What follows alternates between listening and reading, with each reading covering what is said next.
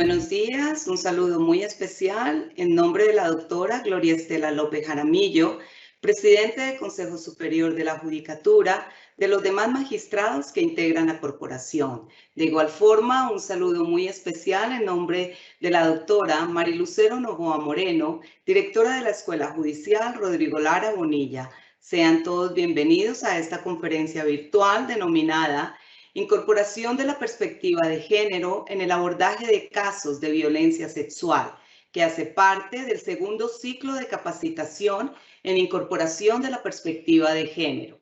La violencia basada en género es el reflejo de una problemática sustentada sobre relaciones asimétricas de poder entre hombres y mujeres, que se encuentran arraigadas en la cultura de la sociedad a nivel mundial.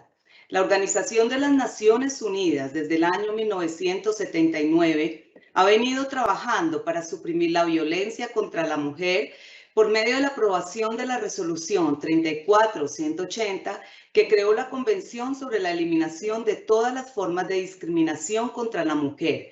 Sin embargo, actualmente persiste la violencia contra ellas en los distintos ámbitos de nuestra esfera social e incluso cuando pretenden ejercer sus derechos civiles y políticos por medio de la protesta social. En tal sentido, es importante la conferencia del día de hoy, ya que tiene como propósito estudiar los criterios útiles para identificar y abordar casos que involucran perspectiva de género en el marco de esta perspectiva de las protestas sociales, para lograr la materialización de la equidad de género, el respeto a la dignidad humana y la protección de los derechos humanos de las mujeres. El día de hoy tenemos el gusto de contar con el doctor Andrés Alberto Palencia Fajardo, abogado de la Universidad Libre, especialista en Derecho Penal, ha sido juez penal del circuito con funciones de conocimiento en la ciudad de Valledupar, docente universitario y formador de nuestra escuela judicial, miembro de la Comisión Seccional de Género del CESAR y actualmente se desempeña como director seccional de Fiscalías en el departamento del CESAR.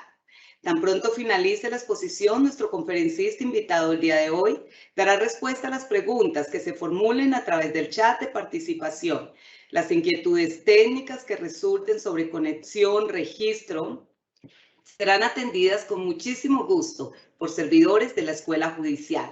Doctor Andrés Alberto Palencia Fajardo, es un gusto tenerlo con nosotros. Bienvenido, tiene el uso de la palabra. Doctora Cuellar, muy buenos días. Un saludo cariñoso y extensivo a la doctora Gloria Estela López Jaramillo, presidenta del Consejo Superior de la Judicatura. Igualmente a la doctora Marilucero Novoa, directora de la Escuela Judicial Rodrigo Lara Bonilla. A todos los servidores y servidoras judiciales que nos acompañan en el día de hoy y las demás personas que han tenido a bien conectarse a esta importante conferencia. Un especial saludo también a las mujeres que se conectan, que están presentes, y para ellas va dirigida especialmente esta charla que tendremos en el día de hoy y que hago desde las estribaciones de la Sierra Nevada de Santa Marta, en el municipio de Pueblo Bello, Cesar, muy cerca a Valledupar. Voy a comenzar de una vez con mi exposición, que va a ser un tanto dinámica porque ustedes van a poder mirar algunas imágenes, presenciar o percibir algunos videos y, en fin, la explicación que voy a dar, como lo anunciaba la doctora Cuellar, asociada a analizar el tema de la violencia de género que se está presentando asiduamente en desarrollo de las protestas sociales que aquejan actualmente a nuestro país. Voy a pedirle al público que en algunos momentos tenga especial consideración por si existe alguna desconexión momentánea en la transmisión por parte mía, porque me encuentro en una zona municipal, veredal, y por supuesto puede haber algunos momentos un corte del internet, pero lo solucionaremos rápidamente. Bien, la exposición entonces va a estar dividida en tres partes. Una inicial parte voy a comenzar explicando, porque considero pertinente, que se aborde en concreto el concepto de protesta social, para que lo tengamos claro y lo entendamos como un derecho que está constitucionalmente protegido y que hay que apartarnos de una serie de prejuicios que existen frente a este derecho muy particular en punto de considerar que se trata de un acto que siempre está premiado por la violencia cuando en realidad no lo es así. En segunda instancia, voy a hacer referencia precisamente a ese fenómeno, cómo en algunos momentos la violencia termina permeando esta posibilidad de protestar frente a alguna inconformidad y cómo esa violencia de género tiene un común denominador que finalmente está afectando a las mujeres de nuestras comunidades, del mundo entero, y que es necesario identificar, socializar para que ese fenómeno pueda ser reducido a su mínima expresión. Finalmente, cerraré hablando cómo es posible, y esto va dirigido principalmente a servidores judiciales y a todos aquellos funcionarios de alguna entidad estatal que tengan la posibilidad de manejar casos donde esté presente la perspectiva de género. Daré pautas sobre unos criterios orientadores que hay que tener en cuenta para hacer un correcto abordaje de casos donde se esté presentando violencia de género y que de una u otra manera puedan estar asociados al tema de protesta social que todavía se sigue presentando en nuestro país. Bien, sobre esa base, entonces, lo primero que hay que decir es que la protesta social es un medio legítimo para la reivindicación de los derechos que tienen todas las personas y en especial los ciudadanos colombianos, derechos que pueden ser de cualquier índole y que se encuentran, por supuesto, protegidos constitucional y legalmente. La protesta social se encuentra desarrollada en múltiples disposiciones, hace parte del bloque de constitucionalidad, encontramos referencia a ella incluso en el Código Nacional de Policía. Ese medio legítimo de reivindicar derechos comprende un conjunto de derechos fundamentales que son estos tres y que debemos tener en especial consideración. El primero de ellos es la posibilidad de asociarnos o reunirnos pacíficamente. Y aquí hago un especial detenimiento para decir que, en efecto, la protesta social implica que ciudadanos puedan reunirse en un punto en concreto, pero siempre y cuando lo hagan de forma pacífica. Y las autoridades tienen que, por supuesto, garantizar este derecho de una forma amplia y sin ningún tipo de restricción. A la par de esa posibilidad de asociarnos o reunirnos pacíficamente, también existe la libertad de expresión, es decir, la posibilidad que tiene toda persona de expresar sus ideas, de darlas a conocer, de conocer, por supuesto, las opiniones de otro y respetar las posiciones que cada uno tenga frente a cualquier tema en particular. Y finalmente, esa protesta social se cierra con el derecho fundamental a la huelga, también reconocido en múltiples disposiciones de todo nuestro ordenamiento jurídico y que va relacionada con la posibilidad de cesar actividades cuando queremos hacer una reivindicación particular de algún derecho que consideremos afectado. Creo e insisto que esto es sumamente fundamental tenerlo en cuenta porque a veces perdemos el norte con el tema de la protesta social y olvidamos que las protestas sociales han sido un fenómeno muy importante en la historia de la humanidad. Han transformado muchas naciones, han servido para reivindicar muchos derechos, en especial de las mujeres. Miren este cuadro tan particular aquí que muchos conocemos, quizás algunos han ido a París y han asistido al museo donde se encuentra este cuadro, pero realmente no lo entendemos a profundidad porque no nos sentamos a mirarlo con detenimiento y a tratar de verificar o profundizar en aquello que pudo haber expresado su autor cuando dibujó este óleo. Miren cómo este cuadro representa la Revolución Francesa, una protesta social que cambió la historia de la humanidad por todo aquello que surgió en ese particular momento allá en 1830. Eugène Lacroix produjo este cuadro en 1830 y lo denominó la libertad guiando al pueblo. Y miren cómo representa la libertad a una mujer, utiliza una mujer de suma belleza, incluso que va con los pechos descubiertos. Y una mujer que está guiando al pueblo, que incluso ese pueblo está representado por burgueses, como ven con el hombre del sombrero, que va con su fusil, con un niño cualquiera de clase media y en fin, una gran cantidad de personas que se unen sin ningún tipo de distinción o de discriminación y que salen a defender su derecho a la libertad. Este cuadro es sumamente importante porque miren cómo aquí está presente la mujer representando a la libertad y guiando al pueblo, por supuesto, a la reivindicación de sus derechos. A veces, reitero, no nos damos cuenta de la importancia que tienen este arte, estas figuras que están reivindicando también de una u otra forma a la mujer por la importancia que tiene en la historia de la humanidad. Pero no solo eso, miren este otro ejemplo muy importante también en el mundo y que ocurrió de forma reciente, la primavera árabe. La primavera árabe transformó el mundo árabe porque en ella hubo una especial participación de las mujeres. Fue una sorpresa para los regímenes autoritarios del mundo árabe cuando vieron la masiva participación de mujeres en esas protestas que se originaron en países como Túnez, Egipto, el Líbano, y que en 2011 generaron una transformación importante en punto de la democracia de esas naciones. Esta presencia masiva de mujeres desconcertó a los dictadores y a los servicios de inteligencia porque no esperaban que las mujeres del mundo árabe salieran a manifestarse de la forma en que lo hicieron, y por supuesto generó un punto de quiebre en todas estas naciones que resulta de suma importancia en la actualidad. Colombia no ha sido ajeno tampoco a ese fenómeno, y vemos aquí, por ejemplo, esta fotografía de un evento reciente que sucedió en nuestra nación y que ayudó a transformar.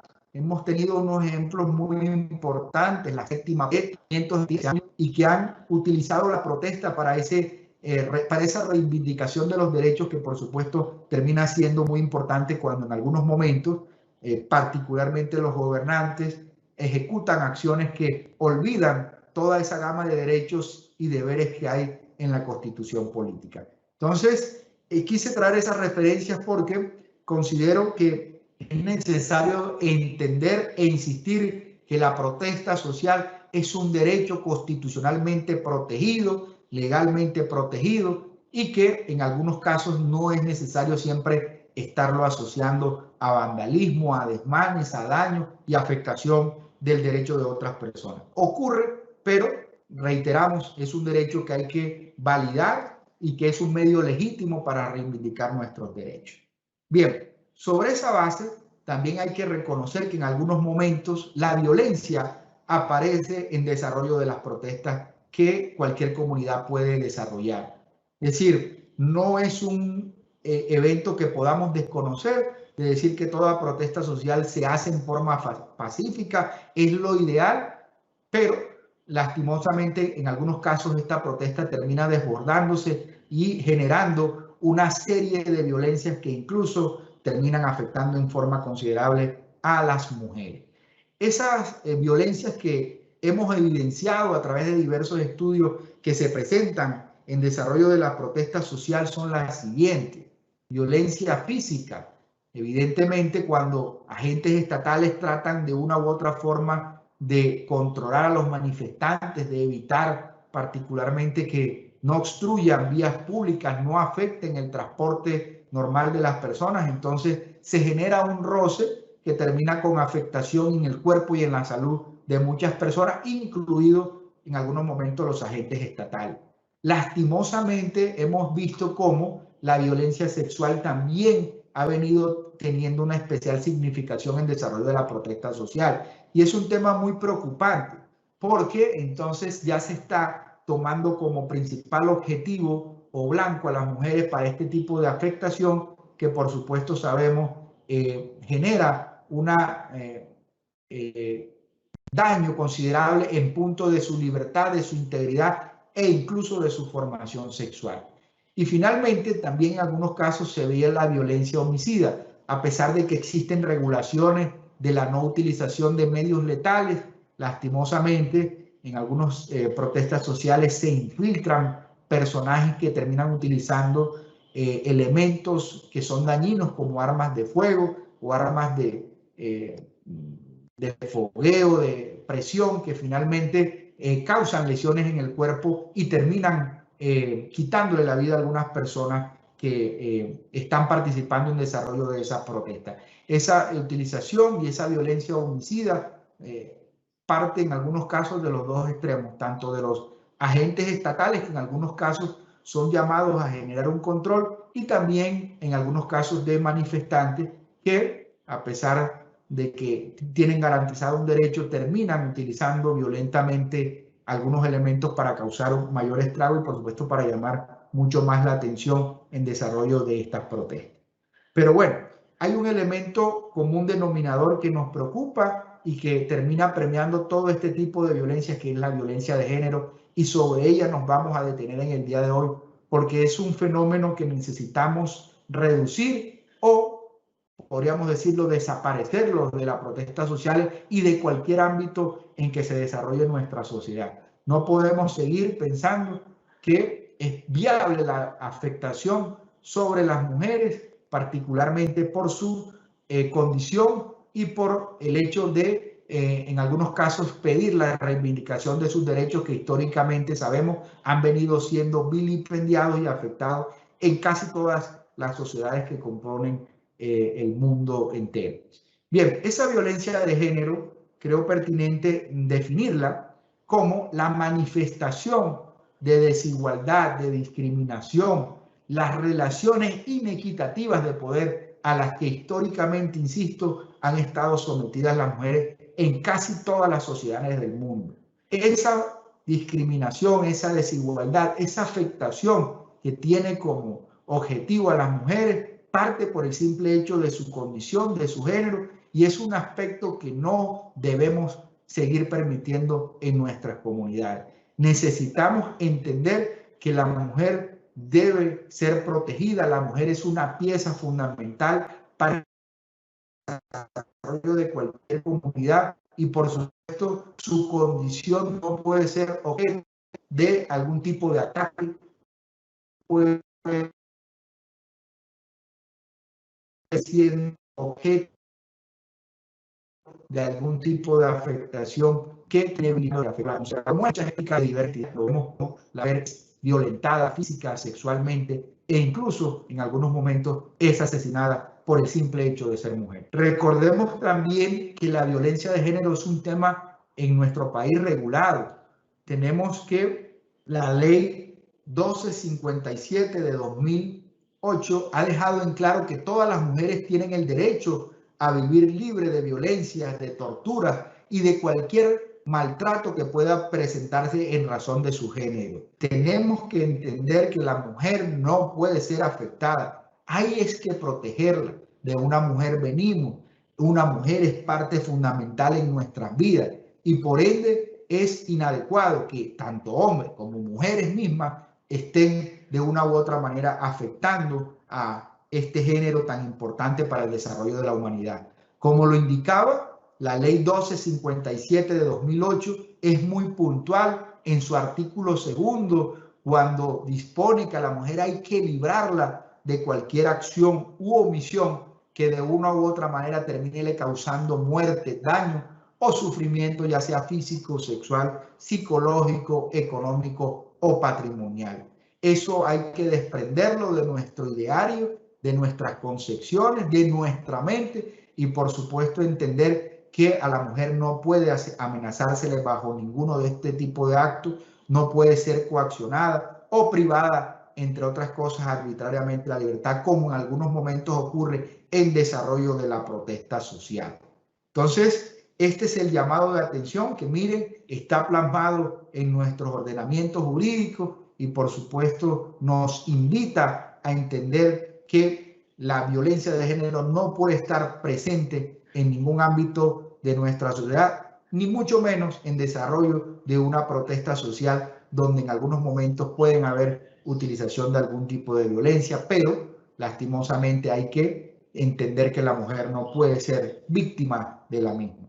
Ahora, cuando los estudiosos se preguntan si en efecto la violencia basada en género tiene ocurrencia o presencia en desarrollo en el marco de una protesta social, la respuesta ha sido siempre un categórico sí. Es decir, se ha evidenciado que existe un riesgo diferenciado vinculado con el hecho de ser mujer. Cuando una mujer decide participar en una protesta social, evidentemente se eleva su posibilidad de ser atacada, de ser vilipendiada, de ser ultrajada bajo diversas opciones que, por supuesto, reitero, no puede seguir presentando en nuestra sociedad.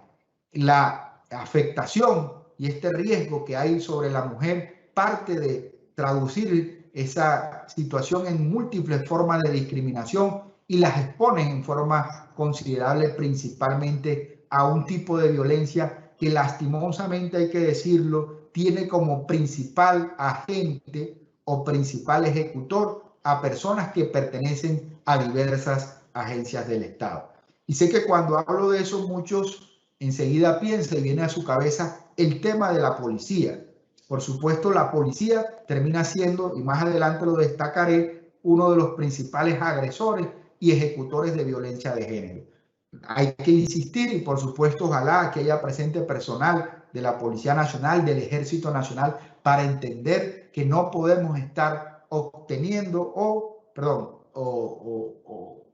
actuando de una u otra manera en la cual la mujer sea el objetivo principal del ataque por parte de ella. Ahora, ese riesgo de afectación en desarrollo de una protesta social en la cual está participando una mujer, evidentemente se traduce en unos actos muy concretos donde aparece la violencia de género. Y aquí, apoyado en una información dada por una ONG, puedo decirles que se constituye violencia de género la presentación de los siguientes actos: una agresión física o un uso excesivo de la fuerza que pueda ocasionar un riesgo, un daño o una disminución física en la integridad, por supuesto, corporal de una mujer, y que lastimosamente en algunos casos termina siendo justificada por estar acompañada de agresiones verbales de connotación sexual o sexista. Hay múltiples videos, uno simplemente ingresa a YouTube y encontrará allí cuando en efecto se está controlando una protesta social. Es posible verificar cómo agentes estatales utilizan agresiones verbales con las cuales inician esa violencia de género en contra de la mujer, porque consideran que no debe estar presente en una protesta social en la medida en que consideran que este hecho solo debe darse particularmente entre hombres. Sin embargo, reitero, la mujer también tiene derecho a participar o utilizar este medio legítimo de la protesta ciudadana para reivindicar sus derechos de cualquier índole. También constituye un acto que representa violencia de género el hecho de lanzar comentarios o alusiones sobre el cuerpo, la forma de vestir o el lugar en el que se encontraba una mujer en desarrollo de una protesta social. Eso se complementa que también en algunos casos se evidencia la actuación de registrar audiovisualmente sin el consentimiento de la mujer algunas de sus partes íntimas o partes genitales. Es decir, cuando se está registrando la protesta social, muchas personas que están en una u otra parte aprovechan eso para registrar audiovisualmente a las mujeres, porque en algunos casos se presenta el hecho de que la mujer decide desprenderse de algunas de sus ropas o piezas y, por supuesto, algunos lo ven como un acto en el cual van a aprovechar para alimentar su lujuria o de forma inadecuada el tema sexual. También vemos que actos de exhibicionismo o mostrar desnudos genitales a las mujeres puede constituir un acto de violencia de género. Y en fin, se cierran todos estos actos con aquellas burlas, humillaciones que puedan darse sobre el cuerpo de la mujer, obligarlas incluso a realizar actos denigrantes como sentadillas, saltos, cuando por ejemplo son capturadas, llevadas a algún sitio donde van a probablemente ser judicializadas y allí se les pide que ejecuten actos como esto, incluso revisión de su boca, garganta o partes genitales que se ha evidenciado en algunos casos son desarrollados principalmente por hombres, cuando legalmente una actuación de ese tipo, si tiene como objeto a una mujer, debe ser desarrollada por personal también femenino. Entonces, hay que evitar a toda costa cualquier acoso sexual, cualquier abuso, cualquier violación o actos que puedan implicar afectación sobre la mujer. Aquí pueden ver algunos otros ejemplos que siguen complementando esa gama de actos que lastimosamente están presentes en el desarrollo de una protesta social y que terminan constituyendo una clara manifestación de lo que se entiende por violencia de género. No podemos permitir requisas invasivas a las mujeres sin, reitero, la presencia de otra mujer que produzca ese tocamiento para verificar algún hecho y si la mujer que está siendo requisada, tiene algún tipo de elemento extraño que amerite la intervención policial. Entonces, hay que tener en claro estos aspectos porque lastimosamente se ha evidenciado, reitero, que constituye una clara manifestación de lo que estamos entendiendo por violencia de género en nuestra comunidad. Bien, ahora, a la par de ello, y como ya lo indicaba, es claro que la violencia de género tiene lastimosamente como principal ejecutor en desarrollo de una protesta social a la Policía Nacional y a agentes estatales. El abuso policial es un fenómeno muy relacionado con las protestas sociales y que de una u otra manera están generando la posibilidad de que se genere violencia de género en desarrollo de una protesta social. El abuso policial lo podemos definir como una práctica, una actuación que decae en situaciones de detenciones arbitrarias e insisto sobre mujeres, requisas invasivas a mujeres donde incluso le están tocando inadecuadamente sus partes íntimas o algunas partes que ella no quiere que por supuesto haya ningún tipo de tocamiento. Eso se complementa con persecuciones judiciales a las mujeres, con estigmatizaciones, deslegitimación, descalificación y finalmente con criminalización de la protesta social. Reitero, por eso comencé haciendo un llamado y alertando para poder definir lo que se entiende por protesta social para que las personas dejen a un lado esa idea de que todo protesta social inmediatamente implica un acto de criminalidad, un acto donde se está afectando a las personas. No, la idea es que sea un derecho, un medio legítimo para reivindicar otros derechos y que por supuesto también el llamado es que aquellos que participan en la misma lo hagan de forma pacífica y así se evite la presentación de cualquier tipo de violencia donde esté, por supuesto, alejada de la misma la posibilidad de la existencia de violencia de género. Quiero mostrar ahora un pequeño video que elabora El Espectador, el diario El Espectador, donde ellos de una u otra manera muestran cómo esta violencia de género está permeando las protestas sociales y cómo han observado lastimosamente esa situación que no debe seguirse presentando en nuestra sociedad. Aquí voy a colocar un pequeño video que dura aproximadamente unos 3 minutos donde ustedes podrán, señores espectadores, verificar cómo todo este tema que he venido abordando termina teniendo representación en hechos que han tenido relevancia y han sucedido recientemente en casi todo nuestro territorio colombiano. Bien, entonces voy a colocar aquí a reproducir el video. La organización Temblores dice que se han reportado 9 casos de violencia sexual cometida presuntamente por la fuerza pública en las protestas del paro nacional. El conteo independiente fue construido con información que se publica en redes sociales o medios de comunicación y con los casos conocidos directamente por la organización.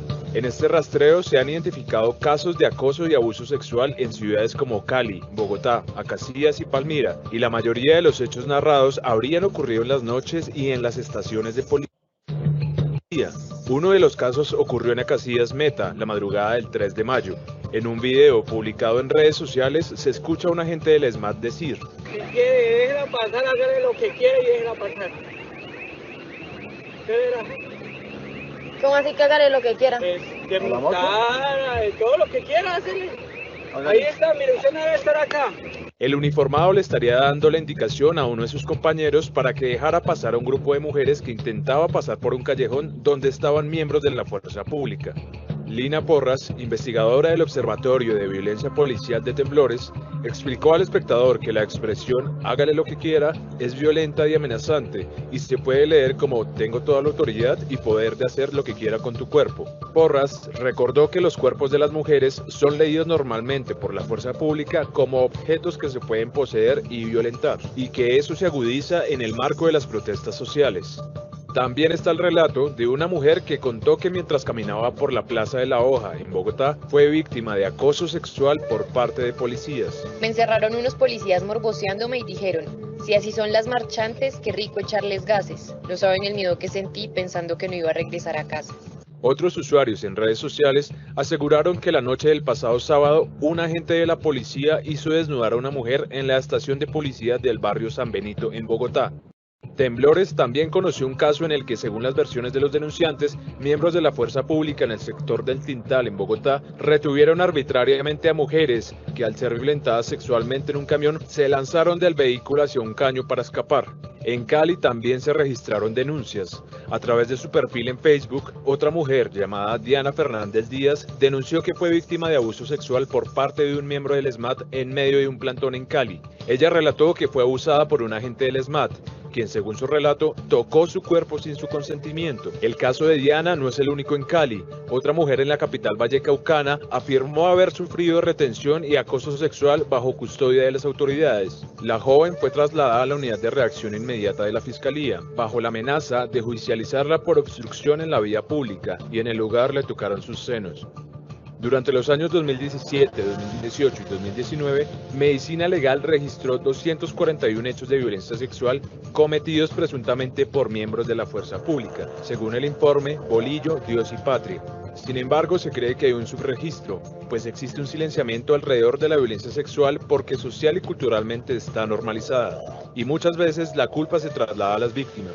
La mayoría de víctimas de la violencia sexual por parte de la fuerza pública son las mujeres, y con frecuencia los casos ocurren en sus casas, estaciones de policía o centros de reclusión. Los 6 días de protestas del paro nacional dejan por ahora al menos 19 muertos y 800 heridos, según datos de la Defensoría del Pueblo. Bien, en efecto,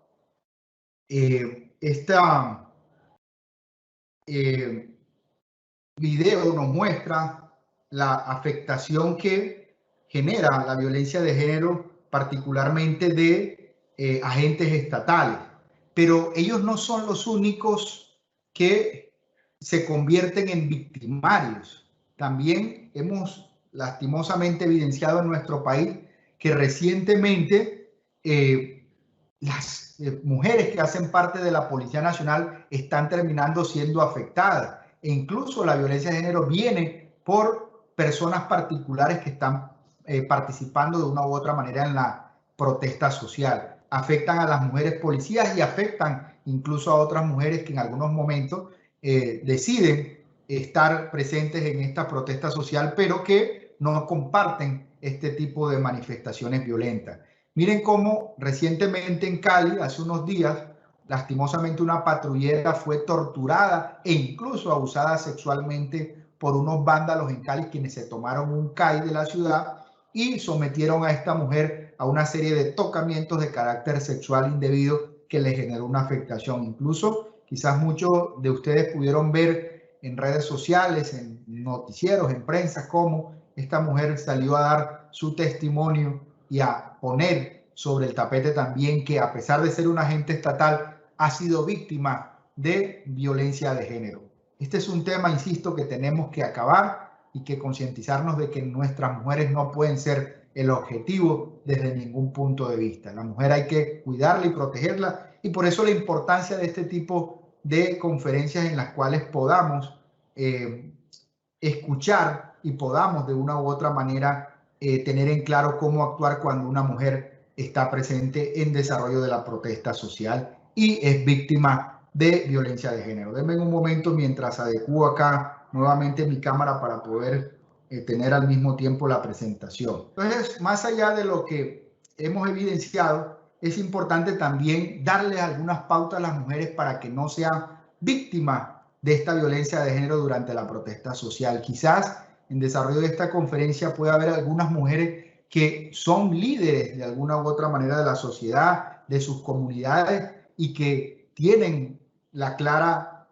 intención y tienen el deber de participar en algunos temas de protesta social. Entonces, ¿qué hacer? Es la pregunta si de alguna u otra manera usted como mujer termina padeciendo violencia de género durante el desarrollo de una protesta social. Y aquí un colectivo, una ONG también que venimos trabajando y que se denomina la ONG Temblores, ha dado unas pautas para evitar que la mujer pueda identificar cuándo está siendo objeto de violencia de género y, por supuesto, qué hacer frente a esa eventualidad. Entonces, miren cómo se le dice que si eres detenida, tienes derecho a estar separada en razón de tu género. Es decir, no te pueden llevar a un calabozo donde estés mezclada con una gran cantidad de hombres que, por supuesto, sabemos son los que asiduamente están dentro de un calabozo y en mayor número porque cometen muchos más delitos que las mujeres. Entonces hay que mantenerlas aisladas en un lugar diferente donde no esté mezclada con una gran cantidad de hombres. Los procedimientos de requisas invasivas, los traslados deben ser realizados por personal del mismo género. Es decir, si le van a practicar una requisa a una mujer por que han probablemente evidenciado alguna situación irregular, esa requisa, la policía sabe, los miembros del ejército lo saben, tiene que ser practicada por una mujer. Legalmente así está establecido y no pueden venir a aprovechar esa situación para probablemente generar tocamientos indebidos sobre las partes íntimas de esta mujer que ha sido detenida y ha decidido participar en una protesta social. En ningún caso, mujer, ojo con esto, puede ser obligada a desnudarte parcial o completamente. Puedes negarte y, por supuesto, comenzar a documentar cualquier situación que conlleve a que los agentes estatales estén pidiéndote una actuación totalmente contraria a esta que estamos poniendo de presente en desarrollo de la exposición. Mujeres, hay que identificar a los victimarios. Si se trata de agentes estatales, mirar su rango, su placa, cualquier descripción física que permita, probablemente en desarrollo de un proceso penal, mirar cómo este victimario pueda ser fácilmente individualizado e identificado y, por supuesto, judicializado por una actuación que está implicando violencia de género. Últimas recomendaciones: tener presente hora, lugar de los hechos y, si es posible, grabar con el teléfono celular. Eso es una herramienta muy importante que está ayudando a reducir la violencia de género, porque es una herramienta que fácilmente nos permite tener un registro videográfico de la actuación que puede estar ejecutando un victimario. Entonces hay que utilizarlo rápidamente. Incluso ya existen muchas aplicaciones a las cuales se pueden recurrir para con un solo clic activar alertas y, por supuesto, generar transmisiones que permitan a otras personas conocer lo que pueda estar pasando sobre la mujer que es dueña o portadora de ese teléfono celular. Entonces, estas son algunas recomendaciones que van acompasadas a lo que ya previamente hemos visto en punto de decir cuáles actos constituyen una violencia de género.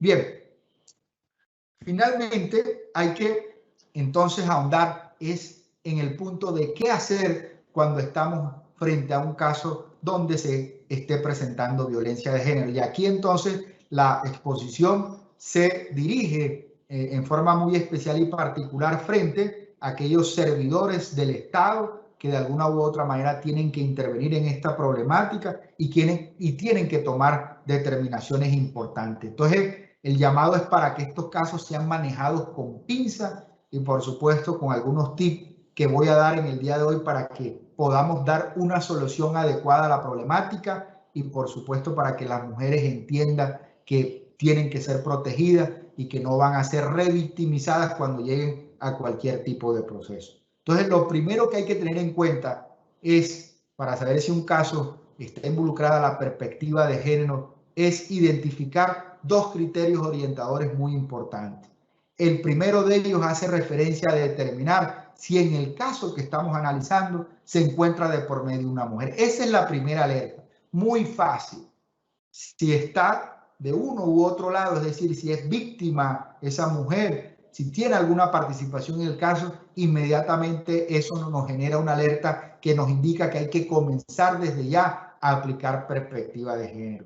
Y aplicar perspectiva de género implica en reconocer que la mujer no puede ser discriminada, no puede ser deslegitimada, no puede ser vilipendiada bajo ningún acto que pueda ejecutar cualquier persona que hace parte de la sociedad colombiana. Una vez tengamos esa primera alerta clara y presente en el caso que estamos analizando, que puede ser un caso penal, un caso policivo, un caso que se maneje en una comisaría de familia, incluso en una acción de tutela, entonces lo siguiente es precisar claramente los hechos y derechos en disputa.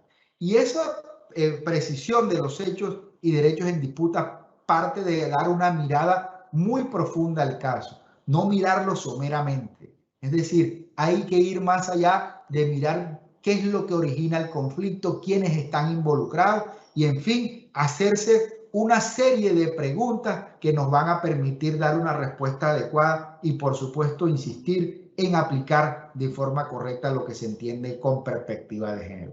Esas preguntas clave son estas que voy a presentar a continuación y que van a permitir a todo servidor judicial o desde cualquier ámbito, incluso administrativo, dar una respuesta adecuada frente a un problema donde esté inmersa lastimosamente una mujer. Entonces, la primera pregunta va dirigida a determinar quién hace qué, es decir, verificar quién es víctima y quién es agresor. Y si ya tenemos la alerta de que hay presente una mujer, entonces inmediatamente tenemos que identificar estos dos extremos de la relación o del caso que estamos manejando y que por supuesto nos va a permitir ahondar en algunos datos que ayudarán a dar una solución adecuada al mismo y aplicar en forma correcta lo que se entiende por perspectiva de género, alejando o disminuyendo la posibilidad de que exista una revictimación principalmente para esa mujer. Una vez tengamos esos extremos identificados, lo siguiente es preguntarse cómo, con qué, es decir, ¿qué fue lo que ocurrió? ¿Cómo se presentó el hecho? ¿Cómo se originó la existencia de un victimario y de una víctima? Porque eso finalmente nos va a permitir conocer qué elementos, qué recursos vamos a necesitar para garantizarle, entre otras cosas, justicia a esa víctima, que en algunos casos puede ser una mujer, adulta, menor o adolescente. Entonces, es necesario hacer esa identificación con sumo detalle para que podamos utilizar los recursos y acceder a la justicia en forma adecuada, para que la mujer no se le esté paseando, vaya aquí, vaya a esta otra entidad y se le haga un paseo donde finalmente ella no va a encontrar respuesta adecuada a su solución. Entonces, cuando nosotros identificamos claramente cómo se está presentando la situación, qué fue lo que se presentó, podemos entonces dar la orientación hacia rutas adecuadas de recursos y acceso a la justicia. Aparte de ello, también hay que decir que es muy importante establecer la titularidad de los bienes en disputa. Es decir, ¿quién es dueño de qué? Si ya tenemos identificados en el extremo de la relación víctima y victimario, entonces pasemos ahora a mirar, junto con la anterior pregunta, cuáles son los bienes en disputa, los derechos en disputa, porque eso nos va a permitir ahondar adecuadamente en el caso, entender hacia dónde va, digamos, el problema jurídico y, por supuesto, escoger las herramientas necesarias para darle una respuesta adecuada a esa situación que se nos está poniendo de presente a nosotros como servidores desde cualquier ámbito. Insisto, estos son criterios, estas son tips que tienen en cuenta a cualquier servidor, sea usted un juez, sea usted un fiscal, sea usted un defensor público o privado de confianza, sea usted un procurador o sea usted incluso un inspector de policía. Entonces tendrá en algunos momentos que manejar casos con perspectiva de género y aquí la puede aplicar adecuadamente teniendo en cuenta esas dos variables o criterios orientadores y acompasándola con estas preguntas que estoy mostrando en este momento. Además de eso, es importante que también se tenga en cuenta quién controla qué, determinar el ejercicio del poder. Ya lo hemos dicho, cuando hay violencia de género, lastimosamente hay una discriminación, hay una deslegitimación sobre la mujer, hay una reducción y esa reducción implica ejercer un poder particularmente que parte de una serie de estereotipos y de concepciones erradas que ha tenido históricamente una sociedad y particularmente la colombiana, que ya ustedes lo saben, todos lo reconocemos, es una sociedad permeada por un machismo severo y que por supuesto todavía se presenta en muchas situaciones que termina afectando a las mujeres, incluso en desarrollo de estos temas de protesta social. Entonces, como servidores que estamos abordando la perspectiva de género, es fundamental que determinemos el ejercicio del poder para saber quién controla qué y, por supuesto, inmediatamente con esa información tratar de tomar la mejor determinación que permita dar una respuesta adecuada frente a la problemática que estamos analizando y de la que se espera, por supuesto, como servidores, una adecuada solución. Además de ello, seguimos insistiendo, hay otras preguntas clave y surge la siguiente: ¿quién decide qué? Y entonces, como lo decía al inicio, no solo es mirar las implicaciones del caso, sino que hay que ir mucho más allá. Y cuando digo ir mucho más allá, implica que visualicemos situaciones cotidianas que puedan estar generando el conflicto o la violencia que estamos analizando.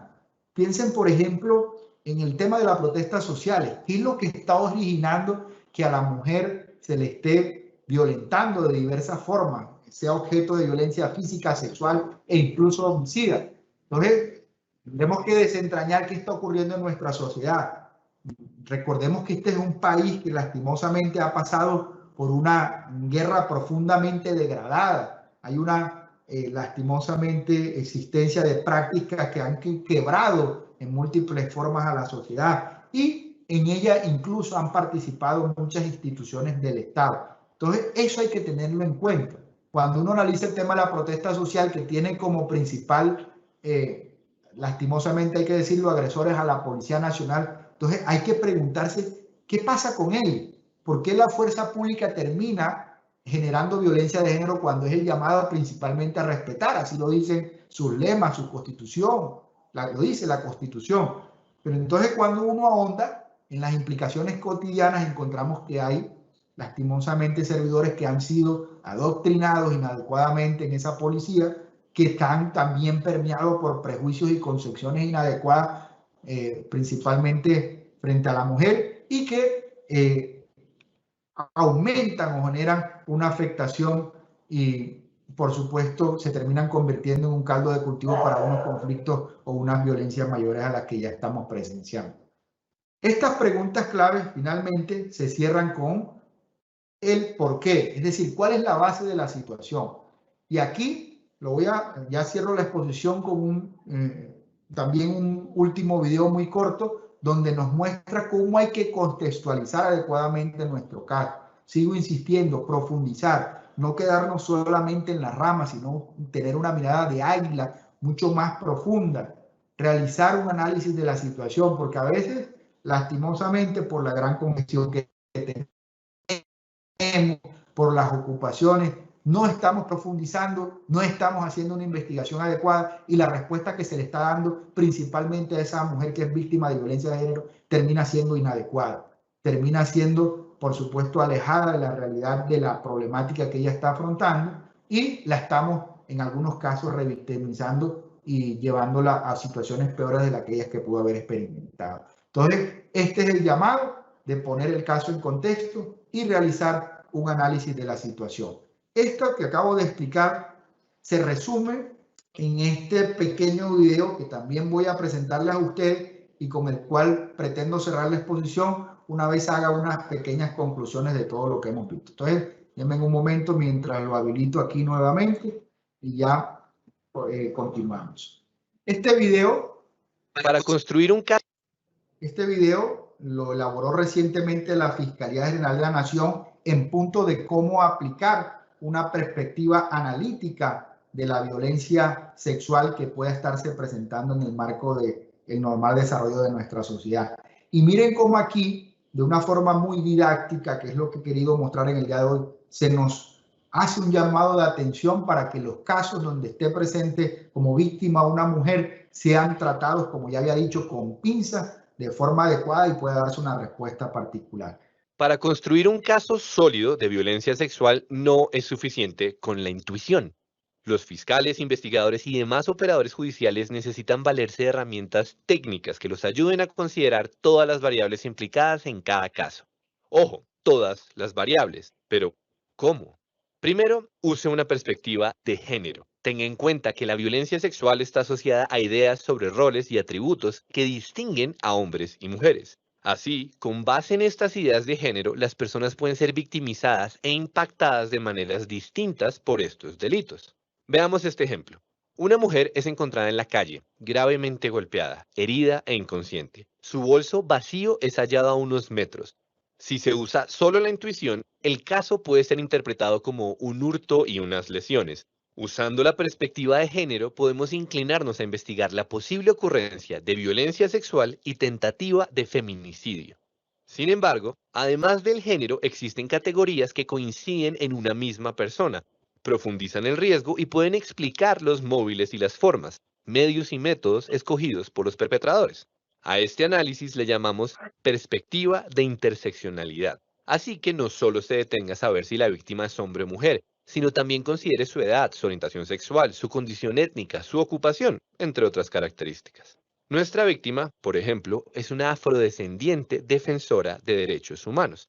Esto es importante. Comprender las características y las relaciones entre las víctimas y los victimarios es fundamental en la investigación de los delitos de violencia sexual, pero también lo son las circunstancias en las que ocurren los hechos. Esta será la otra perspectiva para una investigación integral, el análisis de contexto. Al involucrar este componente en su investigación, tenga en cuenta los escenarios sociales y geográficos, los antecedentes, las trayectorias biográficas de los involucrados y las coincidencias entre variables de modo, tiempo y lugar. En nuestro caso, la mujer afrodescendiente y defensora de derechos humanos trabajaba hace meses en una campaña social que hacía graves señalamientos a un hacendado de la región. Además, había denunciado antes varias amenazas. En resumen, tenemos a una mujer golpeada y robada en la calle, pero un análisis completo permitirá comprender que lo que ocurrió realmente es mucho más que un hurto y unas lesiones. Y así se podrá construir una hipótesis integral que incluya delitos como el feminicidio y la violencia sexual, la existencia de móviles asociados a la retaliación y el silenciamiento, la selección adecuada de agravantes y hasta la identificación de un presunto responsable. Género, interseccionalidad, contexto, son las perspectivas claves de una investigación integral para la construcción de hipótesis delictivas, el recaudo completo de evidencia y la mejor argumentación en juicio. En últimas, para garantizar que se haga justicia. Bien, como pueden ver, creo que este video recoge de forma completa este tema que he venido tratando en el día de hoy y que espero que ustedes hayan podido captar estos criterios orientadores. Entonces, en resumen, podemos decir que en la protesta social hay violencia de género.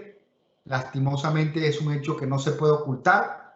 Sin embargo, hay que tener en claro qué se puede hacer. Por eso en el día de hoy he brindado unas pautas que parten de colectivos que han analizado esta problemática y que han identificado a una serie de agresores que, por supuesto, llevan muchos estereotipos y prejuicios en el desarrollo de la contención de una protesta social. También hemos presentado como servidores judiciales tenemos una importante misión y labor para tratar adecuadamente este tema de la perspectiva de género. No podemos manejar el caso someramente, hay que profundizarlo. Acaba de mostrar el video que ustedes han observado. Miren cómo en un principio el caso hubiera podido quedarse en un hurto y unas lesiones. Cuando se ahonda en realmente el caso, se logra obtener mucha más información que muestra una posible tentativa de feminicidio y una violencia sexual asociada a unos temas también de protesta por parte de una mujer que trabaja en derechos humanos. Entonces, esa es la invitación. Espero que, por supuesto, estos tips sirvan para cualquiera que maneje un caso donde esté presente una mujer y haya sido afectado de una u otra manera. Recuerden, va a aplicar para cualquier tipo de proceso.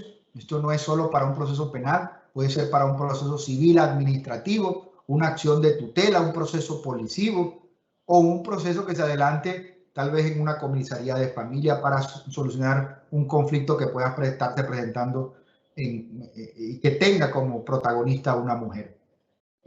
Doctora Cuéllar, entonces aquí cierro mi exposición. Quedo abierto a cualquier tipo de pregunta que se vaya a formular por parte de las personas que están participando en esta charla del día de hoy. Muchísimas gracias, doctor. Y pasamos al fragmento de preguntas. Primera pregunta de las que tenemos aquí que han sido reiteradas en el chat.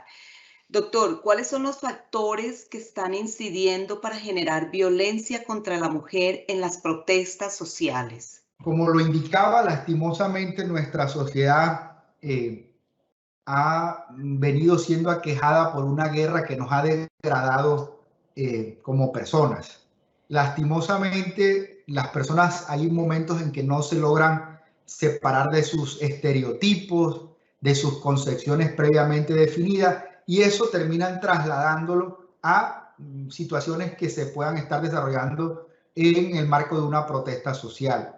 Un policía, por ejemplo, si fue creado con un extremo machismo, lastimosamente cuando llega a una protesta social no logra desprenderse de eso, y eso termina influenciando su actuación y por supuesto puede llevarlo a cometer violencia de género.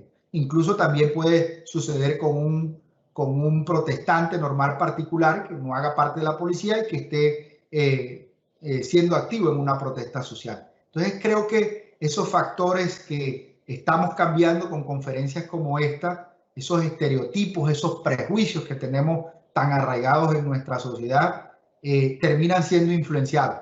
Pero estos diálogos ayudan evidentemente a que esos elementos desaparezcan y no se sigan presentando problemas de violencia de género en ámbitos como una protesta social. Doctor, siguiente pregunta. Esta también la han hecho bastante en el chat. ¿Cómo se puede materializar la voz de las mujeres que participan en las protestas sociales y han sido objeto de violencia? Bien, cuando se esté abordando un caso donde creemos que hay que aplicar perspectiva de género, creo que es un punto esencial que escuchemos a las mujeres. Y no solo a las mujeres, sino también a organizaciones que las representan, a cualquier autoridad que pueda de una u otra manera darnos una visión mucho más profunda y particular sobre la discriminación de la que es objeto la mujer. Creo que como servidores ese es un punto esencial. No solo responder todas esas preguntas, tener los criterios orientadores claros, sino también escuchar. Tenemos que saber escuchar, aunque a veces no nos gusta, y escuchando creo que obtenemos múltiples herramientas para dar soluciones adecuadas al caso. Entonces, hay que abrir los espacios para que la mujer víctima, las mujeres que hacen parte de organizaciones como de derechos, de defensa de sus derechos, puedan estar presentes en cualquier tipo de proceso, no discriminarlas, no descalificarlas, no estigmatizarlas y encontrar en ellas una herramienta adecuada que nos permita solucionar de mejor manera los casos y darle respuesta adecuada a esta mujer que ha sido víctima de violencia de género. Doctor Palencia, ¿cuál es su mensaje para los servidores judiciales cuando se encuentren frente a casos donde se han violentado los derechos de las mujeres específicamente en estas protestas sociales? Muy concreto, y lo insistí varias veces en desarrollo de la exposición. Los casos hay que mirarlos con una, por supuesto, profundidad, no quedarnos en las ramas, no salir rápidamente del asunto, no, resolvamos esto sencillamente, sino mirar con profundidad para que podamos darle una respuesta adecuada y poder identificar claramente esa violencia de género. Entonces, el llamado, señores servidores, a aplicar estos criterios y, como lo mostró el último video que les proyecté, es mirar un caso con una perspectiva mucho mayor, aplicar unos criterios muy importantes de interseccionalidad que nos permitan llegar a una respuesta adecuada y, por supuesto, reducir en sus mínimas proporciones este problema tan grave que es la violencia de género y que lastimosamente se encuentra presente en nuestra sociedad. Un agradecimiento muy especial al doctor Andrés Alberto Palencia Fajardo por su clara y ponderada explicación sobre la incorporación de la perspectiva de género en el abordaje de casos dentro de la protesta social. para lograr una mayor atención, no solo por parte de los servidores judiciales, sino de los demás actores del sector justicia, quienes al aplicar los estándares diferenciados propenden por la protección de las víctimas de violencia basadas en género, especialmente, y como usted bien lo dijo en su exposición, en contextos de reclamación y exigencias dentro de nuestro Estado. De nuevo, nuestros agradecimientos, doctor. Gracias a los servidores y servidoras judiciales y todas las personas que interactúan en el sector justicia que se conectaron a esta conferencia virtual. Los invitamos a que nos sigan acompañando a través de nuestras redes sociales como Facebook, Twitter, Instagram y YouTube, donde podrán encontrar más información sobre nuestras videoconferencias y noticias de interés. Muchísimas gracias. Un feliz resto de día para todos.